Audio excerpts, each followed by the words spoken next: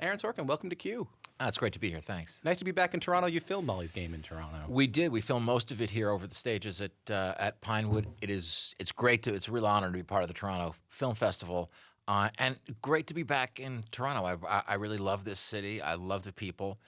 So it's so nice to be here, and I'm happy it worked out so that the world premiere of the movie could be here. When I watched the film, when I heard about the film, it kind of jogged my memory in that way that was like, oh yeah, I kind of remember something about that. Molly Bloom, this Olympic caliber skier who runs this exclusive underground poker game in Hollywood and New York. What was it about her story that appealed to you? Well, one of the things that appealed to me is that we all knew a little bit of the story. You know, Vanity Fair did an excerpt. Excuse me. The tabloids were talking about the poker princess and this poker game that she ran with A-list celebrities, in the basement of the Viper Room in Hollywood. And one of the things that appealed to me was how much of the story we didn't know, that there was a lot behind it, and particularly this woman who, from the moment I met her, she just knocked my socks off. She was not at all who I was expecting to meet. She's brilliant. She's very, very funny. She is the strongest, most competent person that I'd ever met.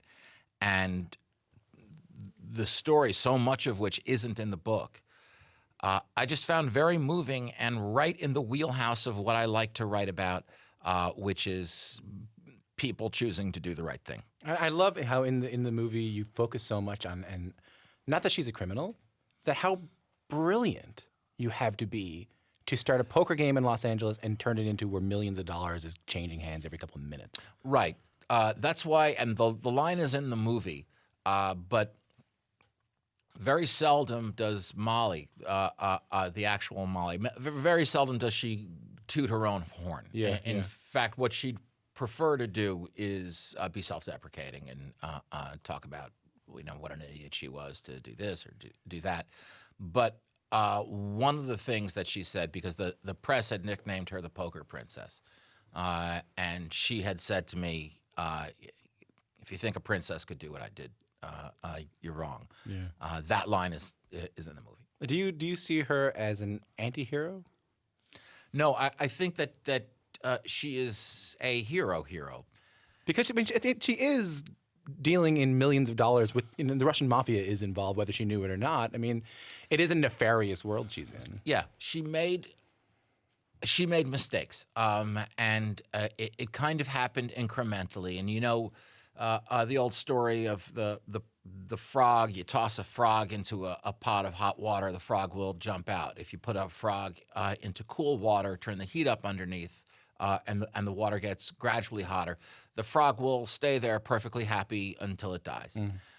And that was kind of Molly. It went from this weekly poker game with, doesn't seem like low stakes to me or to you or to most people. It was a $10,000 initial buy-in, and nothing. That's nothing. That's nothing. People would win or lose $70,000, $80,000 a night.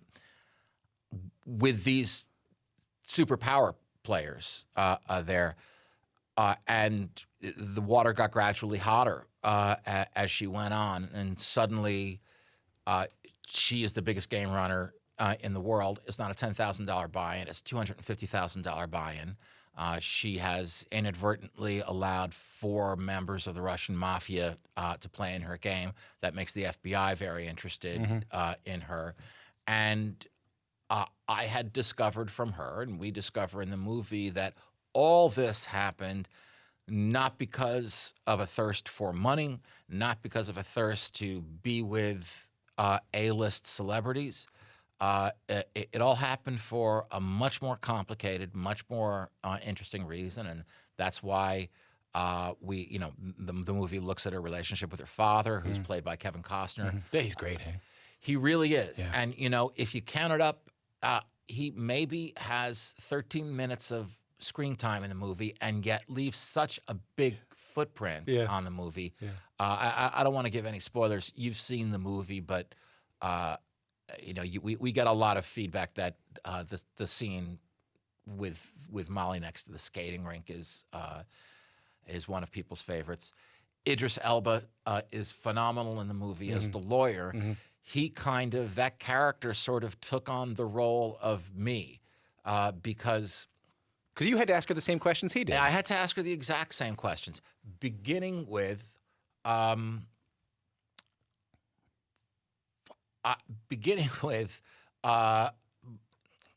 I'm trying to figure out how to answer this without giving anything away. Yes, I had to ask the exact same questions that he did. I was just trying to figure out is there a movie here, but I kept getting distracted by these really interesting things that she was saying, and until I realized there sure is a movie here, just not the one I thought we were talking about. Yeah. There's a much better story, or a much bigger story with more dimension than what we got in the book, and certainly than what we got in the tabloids. Just like Idris is, supposed to be her lawyer, but can't help asking these questions that he's so curious about. Why were you nice to this person in the book, but you didn't change this person's Why name? did you name these people? But not these people? Yeah. We start to get answers throughout the movie. You don't get in the book. You don't get. You know that she's a skier, but she kind of leaves it at that. Yeah. I skied. I was good. I made the U.S. ski team. Yeah. Let's not talk about it anymore. I'm going to move on to this thing. That's an important part. I'll say. Yeah. Listen. At least in my telling of the story, she wipes out in qualifying for the Olympics. I have her literally fly off the course through the fence on the side, and she just keeps going for 12 years. She can't make it back to that course that she's on. There. Metaphor 101. Done. Yeah. You mentioned your telling of the story. You directed the film as well. I know you're getting a lot of questions about, like, what was that like for you to direct as opposed to just be a screenwriter? I'm interested in what did that do for you creatively? Like, what muscle did that flex that maybe hadn't been flexed before, standing behind the camera? I suppose the answer would be two things. I had to flex a visual muscle. I hardly ever think visually, and I leave that up to the director. I tend to write people talking in rooms, and it's ironic, given that this is the first thing that I've directed, that this is by far the most visual movie that I've written. So I had to start thinking in those terms, and was only able to think in those terms because of the people that I surrounded myself with: Charlotta Christensen, our great DP, David Wasco, our great set designer, and so on. But the other thing was getting the performances from the actors. Now, when it's Jessica, Idris, Costner, Michael Cera, Bill Camp, actors of that quality, you really don't have to put your foot on the gas very hard. It's like driving a Ferrari.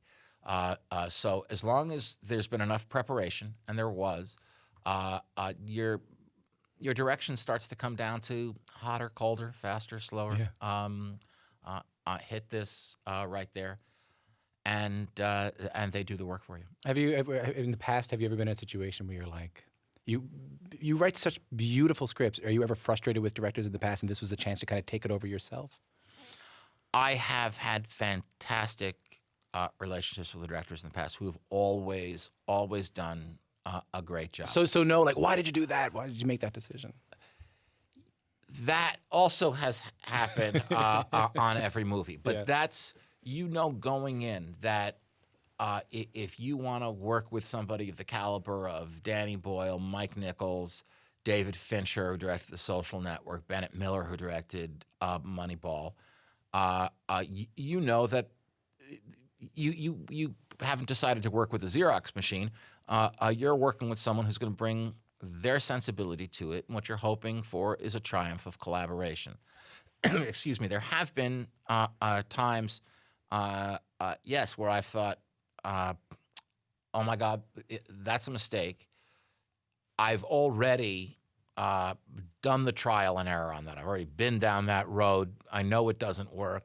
I've I've been here for 2 years before you got here, and they, I'm sure, get just as frustrated with me telling them how they, these are all Academy Award winning directors, with me telling them how they should direct on this particular movie. And I'm not done wanting to work with great directors, but on this particular movie, I just felt very strongly about my choices, that this time around, I didn't want to have to litigate them. I want to ask you about something you said earlier where you said, I mainly write people talking in rooms. If you're just tuning in, I'm speaking with Aaron Sorkin, who directed and wrote this beautiful new film called Molly's Game. Before we turned on the microphones, you and I were talking about you being a bartender for a Broadway theater, and we were talking about the Grateful Dead, as I tend to do with all of our guests. I can't help but think that you write dialogue very musically. Do you think of dialogue in musical terms just being surrounded by music for so long? I mean, you have a BA in fine arts in musical theater. I do think of a dialogue in musical terms. It is music. It's not that isn't a metaphor. Any time you are speaking out loud for the sake of performance, as opposed to telling someone what your address is, anytime that you're speaking out loud for the sake of performance, those words, what you're saying, have all of the properties of music. Rhythm, beats, rests. Exactly right. And so there are musical rules that apply. If you're in 4/4 time, there have to be 4 beats in a measure. There can't be 3. There can't be 5.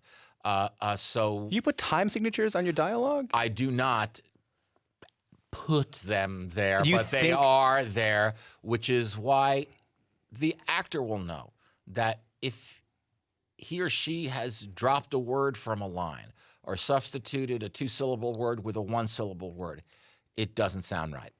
It doesn't sound as good. The joke doesn't work. It's the snappy comeback isn't as snappy. It is musical.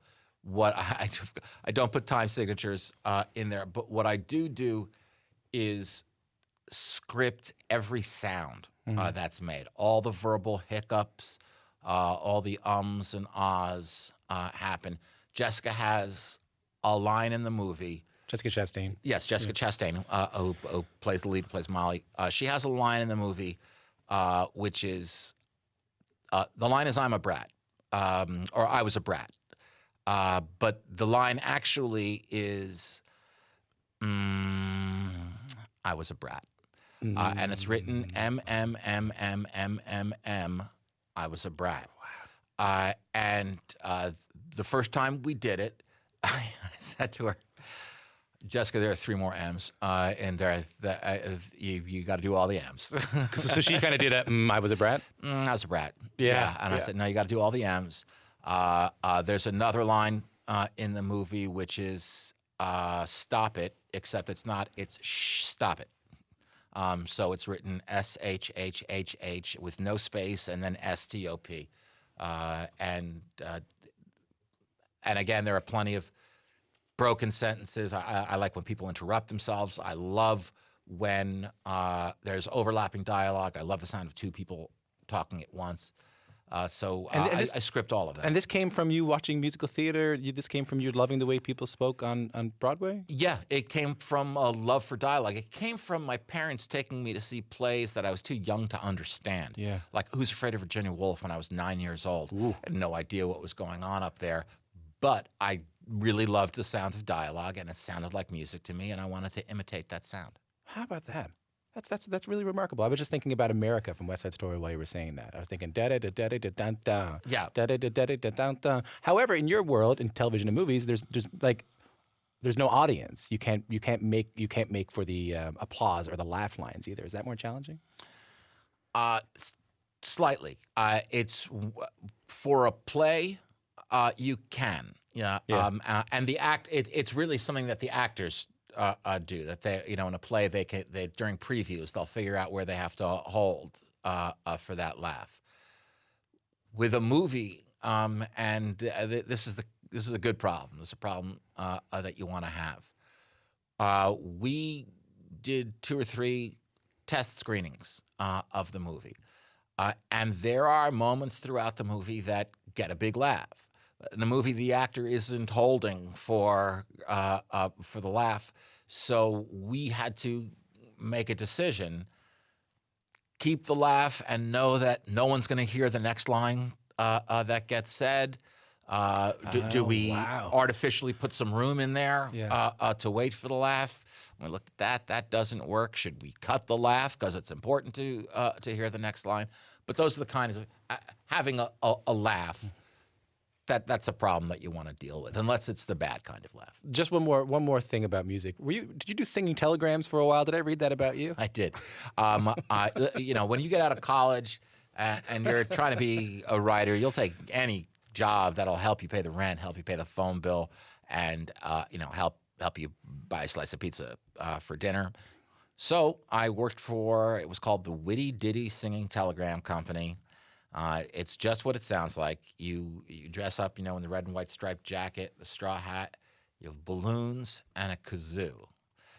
So you are an absolute magnet for the ladies. Oh, yeah, of course. I would say so. They want some of that. Yeah, 100%. And the thing is, oftentimes it would be, kids would get it for their parents for an anniversary. So you'd be singing, what would you be singing? You'd be singing like Happy Anniversary? You'd be singing a song that whoever calls you, you're the owner of the Witty Ditty Singing Telegram Company, and somebody calls you, they want to order a singing telegram for someone's birthday, someone's anniversary, and you will ask them for information about your parents, about whoever is getting this.